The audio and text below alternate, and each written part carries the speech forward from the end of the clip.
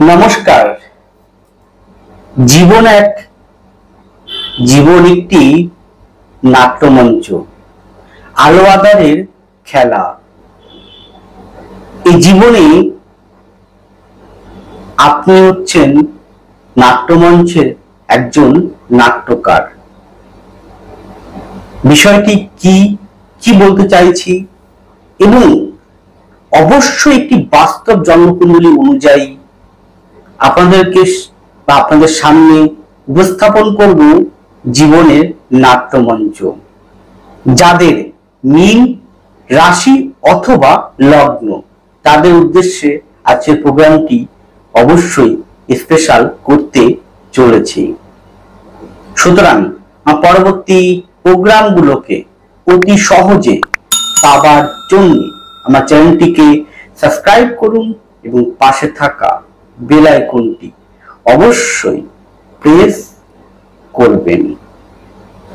আসুন তাহলে শুরু করা যাক আজকের মূল আলোচ্য পর্বে। জীবনের নাট্যমঞ্চে আমরা প্রত্যেকেই নাট্যকার, আমি আপনি সকলেই। হ্যাঁ, এই জীবনে চলার পথে অভিনয় আমাদের করতেই হয়, কিন্তু এই অভিনয় জগতে আমাদের চলার পথের প্রকৃত বাস্তবটাকে চিনতে হয়, বুঝতে হয়। যে ব্যক্তি বাস্তবটাকে বুঝতে পারে, বাস্তবটাকে চিনতে পারে, সে ব্যক্তি কখনোই দুঃখ কষ্টের মধ্যে থাকবে না। অর্থাৎ যে আমি কে প্রকৃত অর্থে, আমি একটি আত্মা, আমি পরম সত্তার অংশ, আমি চৈতন্যর অংশ। এটি হচ্ছে মায়াবাদ, অর্থাৎ এটি হচ্ছে মহামায়ার কারাগার। আমরা সকলেই সেই কারাগারের কয়েদি, কিন্তু আমরা প্রত্যেকেই জীবন যুদ্ধে লড়াই করি। জীবন যুদ্ধে বারবার আমরা কখনো সুখ, কখনো দুঃখ, কখনো যন্ত্রণা, কখনো মর্মান্তিক বেদনা, কখনো উল্লাস, কখনো আনন্দ, হই হুল্লোড়ের মধ্যে মেতে উঠি। এবার আসি মূল প্রোগ্রামে, মূল বিষয়ে। দেখুন, আপনারা অবগত হয়েছেন যে বৃহস্পতি তুঙ্গ ক্ষেত্রে প্রবেশ করেছে, তাহলে ভীষণ ভালো ফল দিচ্ছে, দেবেও। কিন্তু প্রকৃতার্থে আমি অনেকবার বলেছি না, সেটা কিন্তু করছে না বর্তমান সাপেক্ষে। শুধুমাত্র একটা বৃহস্পতি তুঙ্গ ক্ষেত্রে প্রবেশ করার ফলেই যে ভীষণ ভালো ফল দেবে তা কিন্তু নয়। শুধু বৃহস্পতিকে দেখতে হয় না, তার সঙ্গে অন্যান্য গ্রহ অবস্থানও দেখতে হয়। এখানে আপনারা এই চারটি দেখুন যাচ্ছে, এই জাতিকার লগ্নটি হচ্ছে মীন। আপনারা এটা একটা বাস্তব উদাহরণ, বাস্তব আমার ক্লায়েন্টের জন্মছন্ন কুণ্ডলী দিয়ে উদাহরণস্বরূপ বলছি। বৃহস্পতি তুঙ্গ ক্ষেত্রে কর্কটে আসলেও ভালো ফল দিতে পারছে না। কেন, কি কারণে, সেটা লজিক দিয়ে বুঝাবো। অনুগ্রহপূর্বক একটু কষ্ট করে বিষয়টি দেখুন ও শুনুন। আপনাদের উপর লাভবান হবেন, চলার পথে অনেক ভুলভ্রান্তি আপনার জীবন থেকে মুছে যাবে। জাতিকার লগ্ন হচ্ছে মীন, বা আপনি যদি মনে করেন রাশি। জাতিকার কর্কটের ঘরে চন্দ্র, রাশি কর্কট, সঙ্গে রাহু বসে আছেন। জাতিকার সপ্তম ভাবে বৃহস্পতি, শনি বসে আছে। জাতিকার বসে আছে নবম ভাবে শুক্র। জাতিকার দশমে বসে আছে বুধ ও রবি। জাতিকার একাদশে বসে আছে মঙ্গল ও কেতু। তাই তো, এটা D1 চার্ট। তো গোচরটা ফলো করেন, দেখেন তাহলে গোচরে কর্কটে বৃহস্পতি আছে, সিংহের ঘরে কেতু আছে, কন্যার ঘরে নিচস্থ শুক্র আছে, তুলার ঘরে রয়েছে রবি, মঙ্গল, বুধ। এই মঙ্গল 28 অক্টোবর নিজের স্বক্ষেত্রে বৃশ্চিকে প্রবেশ করবে। বুধ 24 অক্টোবর বৃশ্চিকে প্রবেশ করবে। এখানে বুঝতে হবে, এই জাতিকা আপনারা শুনেছেন বৃহস্পতি তুঙ্গ ক্ষেত্রে প্রবেশ করেছে, তাহলে ভীষণ ভালো ফল দিচ্ছে না। কেন? কারণ হচ্ছে বৃহস্পতি রাহুর উপর দিয়ে পাস করছে। তার জন্মকুণ্ডলীতে D1 চার্টে রাহু কর্কটে আছে তারপর দিয়ে বৃহস্পতি পাস করছে। তাহলে এখানে এই জাতিকার যদি লগ্ন ধরি তাহলে মীন অধিপতি বৃহস্পতি, কিন্তু মীনের ঘরে কে বসে আছে? যে বসে থাকবে তাকেও তো ফলো করতে হবে। যে ঘরে, ধর আপনার ঘরে কেউ একজন বসে আছে, কেউ একজন ব্যক্তি এসছে, সে একজন শিক্ষক হতে পারে, সে একজন চোরও হতে পারে, সে একজন রাজনৈতিক প্রভাবশালী ব্যক্তি হতে পারে, সে একজন চিটিংবাজ ব্যক্তিও হতে পারে, সে আবার একজন সৎ ব্যক্তিও হতে পারে। তার চরিত্র বুঝতে হবে, সে কি পজিশনে রয়েছে। তা সেই ঘরে বেশ শনি রয়েছে মীনের ঘরে, কিন্তু শনি গতি স্লো এবং শনি রাহুর দ্বারা প্রভাবিত, কারণ শনি রাহুর মধ্যে প্রায় 10-11 ডিগ্রি ডিফারেন্স হয়ে গেছে। ওই ঘরের মালিক হচ্ছে বৃহস্পতি, কিন্তু সে রাহুর উপর দিয়ে পাস করছে, তাই তো। এই জাতিকার চতুর্থ ভাবে রাহু শুধুমাত্র দৃষ্টি করে বসে আছে, বৃহস্পতি সরে গেছে। এই জাতিকার দ্বিতীয় ও নবমপতি মঙ্গল রাহুর দৃষ্ট, তাই তো, বুধের উপরে রাহুর দৃষ্ট। এই জাতিকা একজন শিক্ষিকা, শিক্ষক, শিক্ষিকা হয়েও মানসিকভাবে আসছে বিষণ্ণতা। সপ্তম ভাবে B1 চার্টে যদি ফলো করেন দেখবেন শনি আর বৃহস্পতি বসে আছে। অবশ্যই শিক্ষক পরিবারের জন্য, সকলের জন্য আপ্রাণ চেষ্টা করেছে, আপ্রাণ চেষ্টা করে যাচ্ছে, প্রতি মুহূর্তেই সুখে রাখার জন্য, সকলের জন্য তার উদারতার সেবায় পরিপূর্ণ করে দিয়েছে। হাজবেন্ডের জন্য, তার পরিবারের জন্য সমস্ত কিছু তাকে উজাড় করে ঢেলে দিয়েছে। নিজে ভোগ কিছু করতে পারেনি, শুধু পরিবারের সুখের জন্য সারা জীবন সে বই চলেছে দুঃখ, যন্ত্রণা, কষ্ট, দুঃখ। তাই তো বললাম এটা একটা মায়াবাদ। এই মায়াবাদ সংসারে জীবন দুঃখের কারিগর আমরা।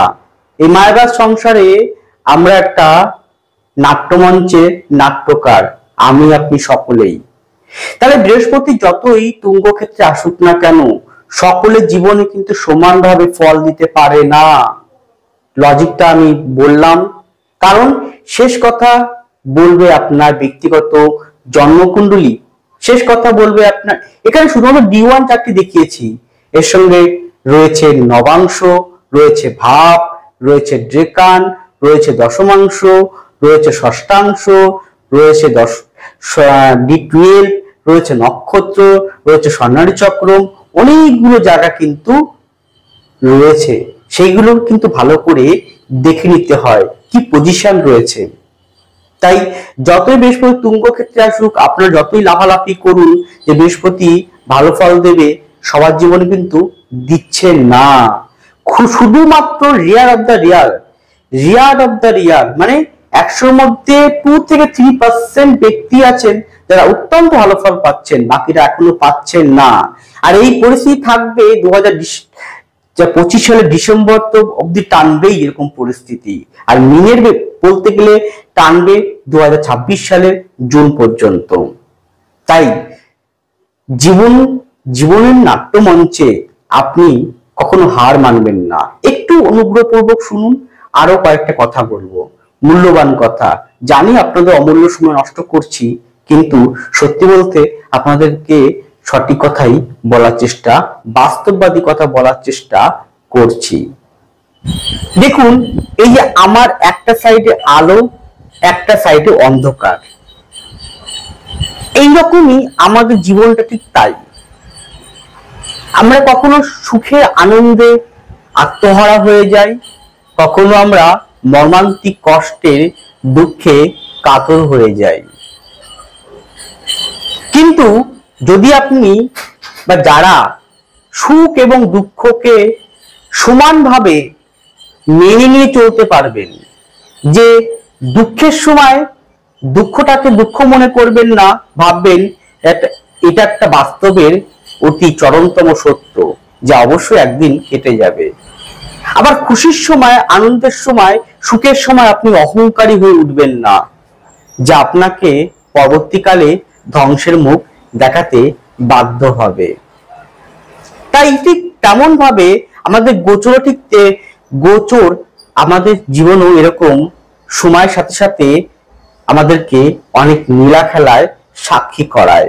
কখনো দুঃখের মধ্য দিয়ে জীবন অতিবাহিত করায়, কখনো সুখের মধ্য দিয়ে জীবন অতিবাহিত করায়।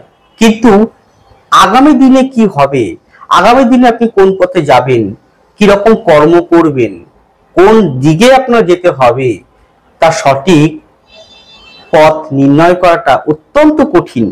সেটা পারেন আপনি কিরকম ভাবে? আপনার জন্মকুণ্ডলী, আপনার হাতটি, হ্যাঁ আপনার জন্মকুণ্ডলী এবং হাতই বলে দেবে আপনি আগামী দিনে আপনি এই কাজটি করবেন আর এই কাজটি করবেন না। সেই অনুযায়ী জীবনটাকে আপনি পরিচালিত করুন, সেই অনুযায়ী জীবনটাকে আপনি এগিয়ে নিয়ে যান। অনেকটা বিপদ থেকে আপনি মুক্ত হতে পারবেন, দুঃখ কষ্ট থেকে জীবনটাকে মুক্ত রাখতে পারবেন।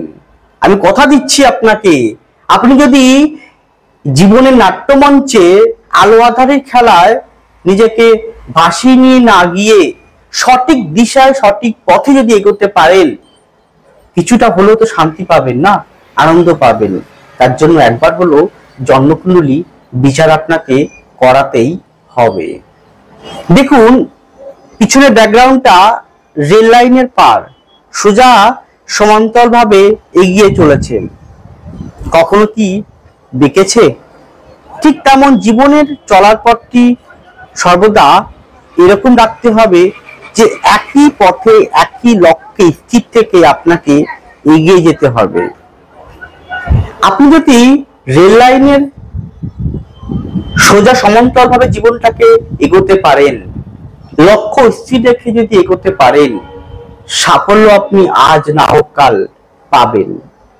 জানি মীন রাশির জীবনে অনেক কষ্ট দুঃখের মধ্য দিয়ে চলছে, মানে দিশাহীন মর্মান্তিক কষ্ট, মর্মান্তিক বেদনা আজকে আপনাকে গ্রাস করে আছে। কিন্তু বিশ্বাস করুন, এই জীবন এই সময় আপনার থাকবে না, ভালো সময় আসতে বাধ্য। কিন্তু সব মিনি আর সব কর্কটি যে ভালো সময় আসবে, ভালো সময় পাবে তা কিন্তু নয়। দেখতে হবে তার দশা অন্তর্দশা, গ্রহ অবস্থান বর্তমান এবং ভবিষ্যৎ সাপেক্ষে কেমন চলবে, কেমন থাকবে, তার উপর নির্ভর করেই কিন্তু আলটিমেট ফলটা কিন্তু অবশ্যই আসবে। তাই একবার হলো জন্মকুণ্ডলী কাউকে দিয়ে বিচার করিয়ে নেবেন। যদি মনে করেন আমার কাছে বিচার করাতে চান, তাহলে অবশ্যই স্ক্রিনে ফোন নাম্বার যোগাযোগ করবেন। আমি 100% আপনাকে গ্যারান্টি দিয়ে বলছি, আপনার সমস্যা থেকে মুক্ত করাবো। এটা আমার লক্ষ্য, এটা আমার সংকল্প, আপনাকে সুস্থ রাখা, আপনাকে ভালো রাখা, আপনাকে সমস্যাবহুল জীবন থেকে মুক্ত করে সঠিক পথ দেখানো। এটাই আমার ধর্ম আর এটাই আমার সংকল্প, আপনাকে ভালো রাখা। ভালো থাকুন, সুস্থ থাকুন, এগিয়ে চলুন। নমস্কার, জয় মাতা।